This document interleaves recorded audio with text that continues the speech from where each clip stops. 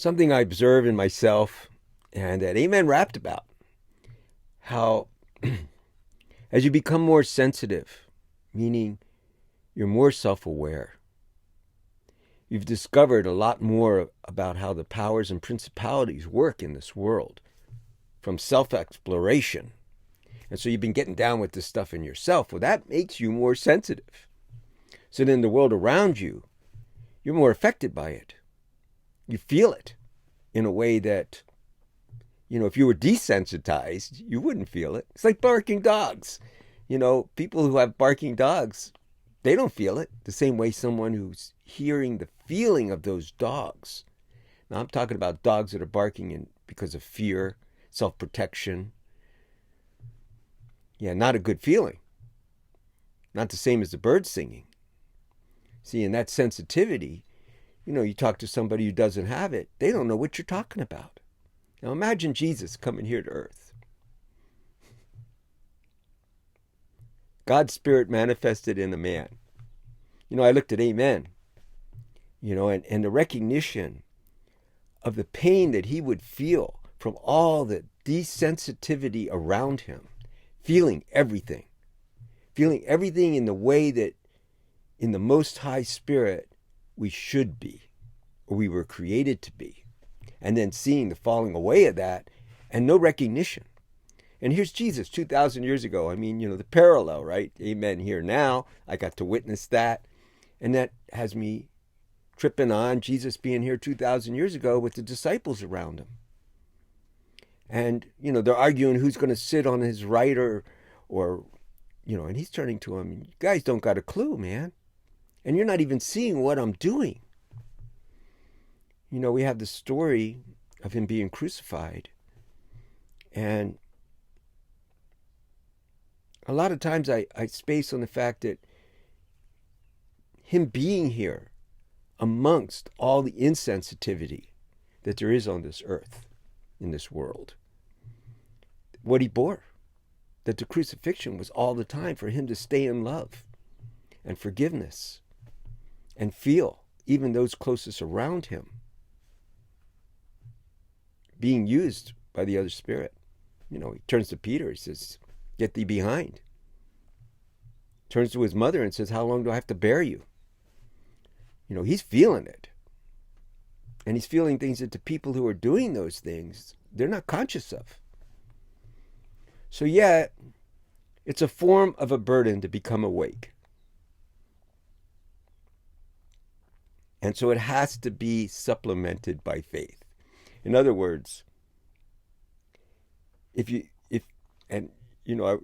been relating, to be able to stay light and have depth, eyes wide open. See, most people don't want to dig deep because then you have to bear the burden of it. And there's a lot of ways to bear that burden, meaning you cannot maintain consciousness without sharing it. And sometimes even non-verbally, just the presence of watching and feeling. And all these powers and principalities, they don't want you awake, so they're going to attack. So that's part of the movie. That's one of the reasons people don't want to get down in themselves. Because that fear that goes along with the fact that if I start becoming more conscious, I'm going to be responsible to hold that flag and stay awake. And with that, there's going to be an onslaught. The blessing is that it's going to cause you to get stronger. It's going to cause you to get to a place where you care less and less of what people think and more about what's real. And being invested in that place, you're going to see that spiritually you're being empowered. Yeah, but you have to hold the line. And you have to want it. You got to be digging, man. And there's nothing else going on.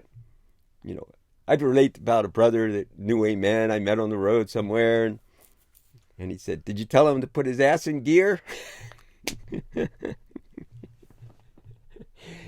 Basically telling me to tell everybody, keep moving, put ketchup on everything. That's another Amen saying. Because people get lackadaisical, they get just lazy, basically. lazy, spiritually lazy. I mean, you could be working your butt off, but not for the kingdom. And spiritually working is invisible, inside, getting down, you know, shining a light into the darkness in yourself. And then, you're going to see everything around you. And then the ability to forgive and to stay at peace in the midst of all that. See, that's the faith. And a recognition of, look, you become more sensitive, you more self-aware within yourself of how these powers and principalities work, and you're working on yourself. You're going to see a lot around you in your close proximity, people who are close to you that are not aware of those same things. And part of the work is to stay in a right place in regard to that. A lot of times there's nothing given to say or do. Just the faith that the Father has that person covered. And even if they become, let's say, irritated by you because they feel the presence of that understanding and they're not ready to receive it, and you have to walk through that with them, there's a strength given by practicing staying in love and not holding them to that. The simple thing of being a vegetarian, and how much, especially in the early years, it's more, the work the brothers and sisters did in the spirit as far as proclaiming the original diet and original intention of the Father on this earth. Yeah, you could see the change in the world. Vegetarian is not as weird as it was when we first started proclaiming, and we were vegans. The word didn't even exist. And we didn't wear leather, and it was all, for the love of the Father's creation. And being right stewards. And yet, you talk to people and they would get offended. And no matter how you related it, you could be as humble as could be. It wouldn't matter. Because the offendedness that they felt was that they didn't want to receive that. They didn't want to give that space up, eating the animals. So they're going to justify it, and now you're the enemy. And then the ability to not hold them to that. And to see it's a principality. And then everybody's got their choices and their times that they're going to be able to receive things. Because there's part. Nobody's going to get anything until the Father gives it to them. So at the same time that you're responsible, He's judging you in accordance to what He gives you. So you see that in everyone, that they can't really increase themselves of themselves. So, you're sharing because you have to, and you are given what you're given, and you're going to maintain it because you love the Father and you love His truth that He's giving you. And you're going to bear the repercussions. You look at the story of the prophets. Oh my goodness. To become that courageous, to stand up for the truth. The story of the prophets, here Jesus comes. He says, what did you do to all my prophets? You already knew, of course. They persecuted them, killed them. That's the nature of this world. That's the burden of the saints. And the prayer of men and women who want to stand with the Father is to be courageous. To stand on the truth no matter what anybody thinks. To not be, my prayer, I don't want to be influenced at all outside of His will, how anybody thinks. I was just watching a movie. It was actually Cinderella. And she's, comes across this stag, a male deer. And the deer's being chased by the prince and his entourage. And she tells they connect, her and the stag connect. And she tells him, take off, they're after you. Run. And the prince shows up. And she relates to the prince how she's, protecting the stag. And he says, well, this is what we do. This is what is done. And she says, just because it's what is done doesn't make it right or what should be done.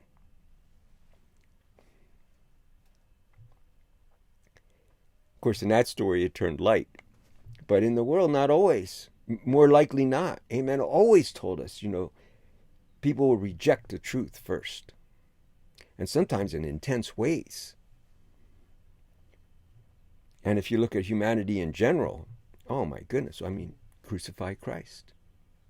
And throughout history, the prophets that have really stood up, and the saints, even the ones that the Catholic Church has sainted, half of them were martyred before they were sainted.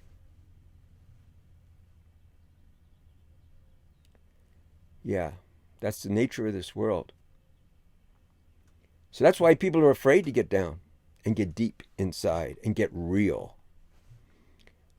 But for those of us and anyone who wants to really change this world and make it a nice place to visit for the children, the work's on the inside, getting real. Tearing down the barbed wire fences and the slaughterhouses, all the exploitation and killing and ugliness and misuses. That's the happening. And all the natures that even subtly hurt one another. Getting down with every bit of it. That's the journey. That's the work. And that's the invisible. That's where we're really working. And yeah, whatever you accomplish in there, it's going to bear fruit. Guaranteed promise from the Almighty. And you get to see a little portion of that while you're here. You do. Not always right away, of course. Right away, sometimes it looks the opposite. That's where the faith comes in. But the more you hold fast, there's always the reproof, which is the strengthening to keep going. Love you, Father. Amen.